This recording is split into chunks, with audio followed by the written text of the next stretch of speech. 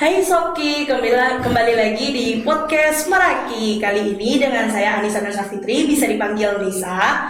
Nah, kali ini aku nggak sendiri nih Soki. Aku ada bintang tamu yang sangat spesial, yaitu dari Kepala Dinas Pendidikan Sumatera Barat. Selamat pagi menjelang siang, Pak. Ya, selamat siang ya, Anissa ya. Iya Pak. Nah, bagaimana kabarnya Pak? Sehat? Baik, alhamdulillah. Alhamdulillah ya Pak. Sebelumnya boleh perkenalkan diri dulu Pak untuk para Sobki, biar mungkin ada beberapa Sobki yang belum tahu dengan Bapak. Ya. Oke, Sarki, saya Kepala Dinas Pendidikan Provinsi Sumatera Barat, Bapak Paulius ya. Dihadir di SMA Negeri 11 Padang di podcast Meraki Pak. Meraki ya. Iya. Jadi ini dengan Anissa ini. Iya. Ya. Baik Pak, sebelumnya saya mengucapkan terima kasih ya Pak sudah meluangkan waktunya untuk datang ke podcast kami. Terima kasih sudah mau menjadi bintang tamu di podcast kami. Saya mau nanya-nanya bentar nih Pak, ada beberapa pertanyaan yang mau saya tanyakan ke Bapak. Jika Bapak berkenan, boleh kan Pak? Ya, silakan. Baik, pertanyaan pertama ya Pak. Bapak kan sebagai Kepala Dinas Pendidikan di Sumatera Barat nih Pak. Pasti banyak tugasnya ya Pak. Apa-apa saja sih Pak tugas dan peranan Bapak sebagai Kepala Dinas Pendidikan Sumatera Barat, terkhususnya di masyarakat Pak? Ya. Jadi kita Dinas Pendidikan Provinsi Sumatera Barat adalah organisasi perangkat daerah pemerintah Provinsi Sumatera Barat yang melaksanakan urusan pemerintahan di bidang pendidikan. Khususnya menjadi kewenangan kita sesuai dengan Undang-Undang 23 2014 adalah urusan pendidikan SMA, SMK, dan sekolah luar biasa. Jadi itu se-Sumatera Barat lebih dari 700 sekolah kita yang harus kita kelola dengan baik. Ya, harus kita pastikan bahwa sekolah itu menyelenggarakan pendidikan sesuai dengan visi misi Bapak Gubernur. Jadi intinya kita memastikan urusan pelayanan pendidikan tingkat menengah terlaksana dengan baik di Sumatera Barat. Makanya kita selalu meningkatkan kualitas mutu guru, ya, kemudian memperluas daya tampung dengan pembangunan RKB baru atau dengan pembangunan USB. Nah, kita perluasan dan peningkatan prestasi, itulah kira-kira tugas kita di Dinas Pendidikan Provinsi Sumatera Barat. Nah Pak, dengan tugas yang sebanyak itu nih Pak, bagaimana sih Pak cara Bapak agar tetap mempertahankan kondisi dan semangat kerja Bapak? Ya, kita intinya punya filosofi dimanapun kita, di jabatan apapun kita memberikan yang terbaik, ya. Kita berkinerja terbaik. Apakah dulu jadi guru, kemudian jadi kepala sekolah, kemudian jadi kepala dinas pendidikan Kota Padang, kemudian jadi kepala BPPD Kota Padang, sekarang menjadi kepala dinas pendidikan Provinsi Sumatera Barat. Kita memberikan kinerja yang terbaik, ya, kita memberikan persembahan terbaik untuk anak-anak bangsa, untuk dunia pendidikan, ya, sehingga pendidikan Sumatera Barat ini menjadi berkualitas dan para siswanya berprestasi, berkarakter, ya, dan bisa dibanggakan oleh bangsa, negara, dan orang tua, gitu. Iya Pak. Jadi perlu proses ya Pak untuk menjadi Kepala Dinas Pendidikan di Sumatera Barat nih ya Pak. Baik Pak. Nah ngomong-ngomong soal pendidikan nih Pak, menurut Bapak apa sih manfaat dan dampak dari penerapan kurikulum Merdeka Pak? Terkhususnya di SMA 11 saat ini, alhamdulillah nih Pak, kurikulum Merdeka sudah terlaksanakan dari tahun kemarin. Jadi apa sih Pak manfaat dan dampak dari kurikulum Merdeka tersebut? Ya. Ini kan nampak dengan kasat mata, ya, siswa-siswanya berkreativitas, senang di sekolah, seperti Anissa dan kawan-kawan bikin podcast ya, dan ini luar biasa ini, ya, ada inovasi, ada kegairahan dalam belajar, karena dalam kurikulum Merdeka itu yang paling mudah dilihat itu adalah semangat belajar, ya, karena kata orang Minang, bertamu ruweh dengan buku, ya, bertemu bawi jemor, artinya kemauan siswa, bakat minat siswa itu ketemu dengan guru yang hadir ke sekolah untuk mengembangkan bakat dan minat siswa sesuai dengan potensi dalam dirinya. Dan ini filosofi yang dikembangkan oleh Ki Hajar Dewantara, ya, Bapak Pendidikan Nasional. Ya, hari kelahirannya diperingati sebagai Hari Pendidikan 2 Mei itu. Iya. Beliau itu yang menyampaikan dalam banyak karya beliau bahwa anak itu punya keunggulan, punya potensi yang berbeda-beda. Manusia itu punya potensi yang berbeda-beda. Sekolah dan orang tua wajib mengembangkan potensi anak itu sesuai dengan bakat dan minatnya.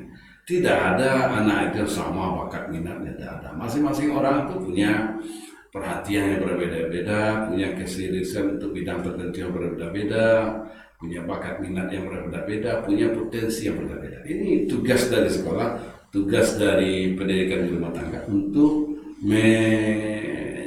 memfollow up, menyikapi, ya, bakat-bakat positif ini untuk dikembangkan, jangan dimatikan. Makanya di sekolah itu, ketika sekolah itu memacu prestasi akademik, tidak boleh bakat-bakat positif itu dimatikan. Bakat menari, bakat menyanyi, bakat broadcast, ya, bakat olahraga, ya, bakat melukis, bakat macam-macam bakat positif. Yang tidak boleh dikembangkan bakat negatif, ya, mengambil duit orang lain, mengambil sepatu orang lain di masjid, tidak boleh dikembangkan. Itu bakat negatif, kebiasaan, bukan bakat itu. Kebiasaan buruk yang harus dikubur. Iya. Sendiri. Nah, gitu. Oh, jadi manfaat dari kurikulum Merdeka ini sama seperti kayak kalau punya bakat tuh ya harus yang harus selalu diasah, ya Pak. Diasah dan dikembangkan. Dan setelah itu tugas sekolah adalah mengasah dan mengembangkan bakat. Benar. Oh ya Pak, pertanyaan selanjutnya. Di zaman modern saat ini nih Pak, bagaimana sih Pak idealnya secara guru menghadapi karakter murid yang mungkin berbeda-beda nih Pak? Ada mungkin murid yang kadang sering cabut atau melawan guru, dan murid yang mungkin menuruti perkataan guru nih Pak. Gimana sih Pak cara guru itu menghadapi murid-murid seperti itu? Ya, guru itu dibekali dengan ilmu keguruan, ilmu mendidik, ya. Di LPTK atau di SMP, mana dia pelajar menjadi guru, ya. Tapi guru tidak menjadi guru juga, dia nampal, ya. Ada ilmunya, ilmu keguruan, ilmu mendidik. Makanya guru juga harus mengikuti perkembangan terbaru dan pendidikan, bagaimana menghadapi anak-anak yang berkebutuhan khusus, bagaimana menghadapi anak-anak yang kenakalannya sudah sangat tinggi, ya. Bagaimana menghadapi hal-hal yang bersifat perkembangan baru yang dialami anak didik, ya. Jadi juga harus berkembang terus dan mengasah ilmunya terus, ya. Sehingga bisa memberikan sikap yang terbaik kepada anak. Jadi menangani anak itu ada ilmunya itu ada di guru, gitu kan. Misalnya ke orang lain ada tidak itu ada di guru. Itu makanya ada yang dia di guru, ada pendidikan berkelanjutan dulu, ya, ada PNM di pengembangan profesinya, begitu. Nah Pak, mengenai itu ada nggak sih Pak karakter murid yang ideal, yang sesuai dengan didikan yang diberikan guru kepada murid? Ya, itu murid yang baik itu murid yang disiplin, ya, murid yang hormat kepada guru, ya, kemudian siswa yang memahami dan melaksanakan 18 karakter bangsa itu, kan, karakter religius, menghargai sesama, disiplin bersih, ya, kemudian menghargai waktu, macam-macam. Jadi ada 18. Kalau itu dipelajari dan diterapkan di kehidupan manapun, apakah di rumah, apakah di sekolah, kemudian di manapun kita ke pasar, karakter positif itu kita terapkan, maka itu akan menjadi manusia-manusia yang hebat, ya, manusia yang karakter hebat. Karena yang pertama dilihat dari manusia itu karakter, Iya. Karakter. Kalau ilmu, ya, itu pengembangan berikutnya. Karakter positif. Kalau kita tidak berkarakter, kata orang tidak beretika. Tidak beretika itu kita disebut manusia yang kurang sempurna, ya. Tapi kalau kurang ilmu kita bisa nambah ilmu. Tapi kalau kurang karakter ini tidak bisa karakter itu ditanamkan serta-merta. Tapi kalau ilmu bisa kita pelajari, tahu kita kan. Iya Pak, Jadi ini pentingnya karakter positif dikembangkan di sekolah dan di rumah dan juga di masyarakat.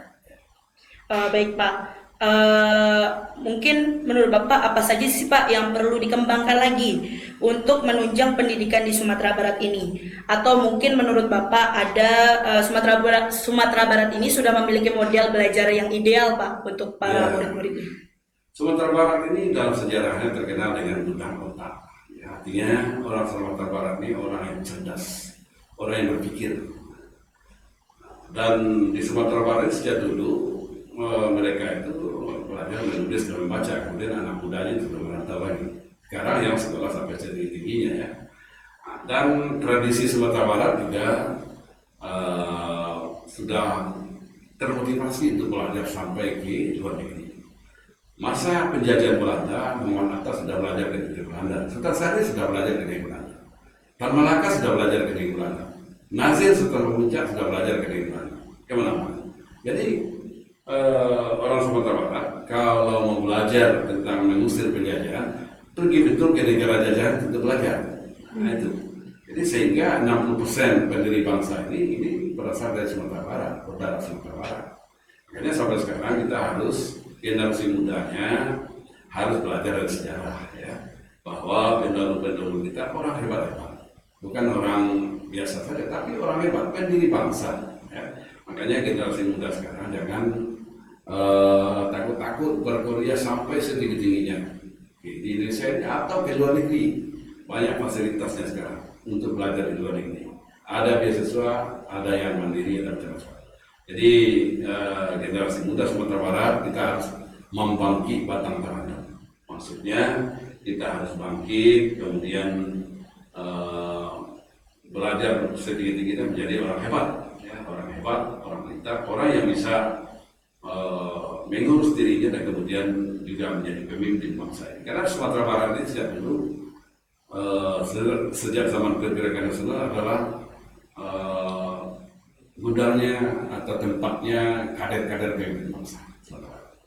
Nah, ini untuk para teman Sopki nih, jangan takut untuk bermimpi ya Pak, apalagi untuk kuliah di luar Sumatera Barat, karena banyak banget nih para pahlawan-pahlawan yang berasal dari Sumatera Barat. Jadi kita harus mencontoh pahlawan-pahlawan kita ini. Ya benar ya kan Pak? Ya, kemarin saya berkunjung ke BI ya, di Bank Indonesia, kemudian di Perum Percetakan Uang Republik Indonesia (BRI). Itu di uang itu kan ada gambar pahlawan ya. Banyak gambar-gambar pahlawan dari Sumatera Barat ya. Ketika cari gambar pahlawan, foto pahlawan, ketemu foto pahlawan dari Sumatera Barat. Jadi kita Sumatera Barat ini sejak dulu adalah tokoh-tokoh pahlawan bangsa hadir di Sumatera Barat ya. Jadi sebagai anak muda Sumatera Barat harus bangga juga ya Pak. Harus bangga karena punya pahlawan yang berasal dari daerahnya sendiri. Nah Pak, seperti yang saya tahu ya Pak, kan besok tanggal 24 kami melakukan perpisahan kelas 12 Pak. Mungkin ada Bapak punya pesan dan kesan untuk kakak-kakak kami kelas 12 yang ingin menempuh pendidikan, yang mungkin mau bekerja atau mau melanjutkan pendidikannya di kuliah. Jadi pada dasarnya momen taman SMA itu memang harus kita syukuri ya. Tetapi bukan berarti pendidikan berakhir. Karena pendidikan di SMA itu baru kita mempelajari ranting-rantingnya ilmu. Ilmu itu ibarat sebatang pohon. Ada daunnya, ada rantingnya, ya kan?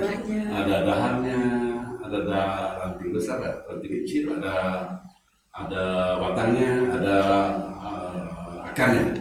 Belajar ilmu sampai ke tingkat SMA, ilmu biologi, ilmu fisika, ilmu sosiologi, kita baru belajar sampai ranting-rantingnya ilmu, belum batangnya.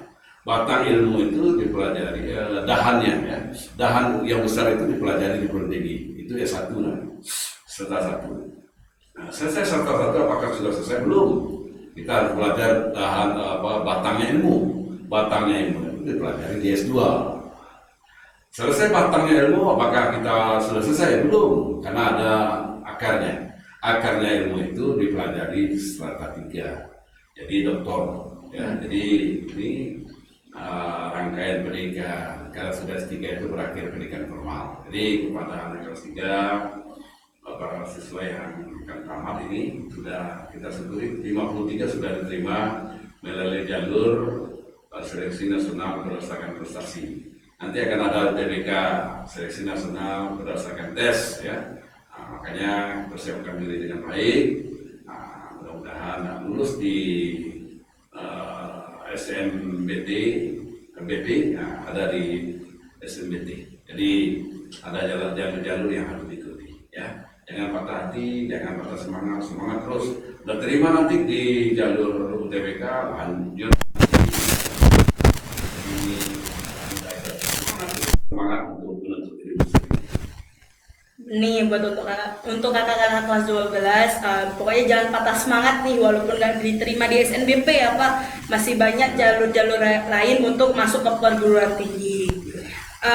Ini ada pertanyaan terakhir nih Pak dari saya, dan sebagai penutup podcast ini juga pertanyaan itu, apa sih Pak kesan dan harapan Bapak terhadap SMA 11 Padang? Ya, hari ini saya berkunjung ke SMA 11 setelah lama sekali tidak berkunjung ya. Jadi setelah ini sudah berubah ya, penampilannya, kemudian guru-gurunya juga bersemangat luar biasa. Kemudian prestasinya juga sudah ada alumni yang diterima di TPDUI ya. Iya Pak. Jadi sekolah ini sudah setara dengan sekolah lain dan bahkan di beberapa sisi lebih menonjol ya. Iya. Olimpiade juga sudah ada yang menang di Olimpiade provinsi kemarin Kebumian ya. Iya Pak. Jadi prestasi ini kembangkan. Sekolah itu harus dekat dengan prestasi akademik maupun prestasi non. Jadi sekolah, kepala sekolah, guru dan para siswa harus mengembangkan dirinya, mengembangkan prestasi apapun bakatnya. Ya, nah, ini yang saya banggakan dari SMA 11. Baik, terima kasih ya Pak. Itu adalah pertanyaan terakhir nih Sobki. Terima kasih juga untuk Bapak Berlius yang sudah mau diwawancarai dan datang untuk menyempatkan diri untuk datang ke podcast Meraki. Baik para Sobki, mungkin itu adalah menjadi pertanyaan penutup bagi podcast untuk podcast hari ini. Jangan lupa untuk subscribe, share, dan like video ini, dan jangan lupa untuk subscribe channel YouTube SMA 11 Padang. Terima kasih untuk para Sobki yang sudah setia menunggu video-video baru dari podcast Meraki. Saya Anissa Nusa Fitri pamit undur diri dan sampai jumpa lagi. Bye bye.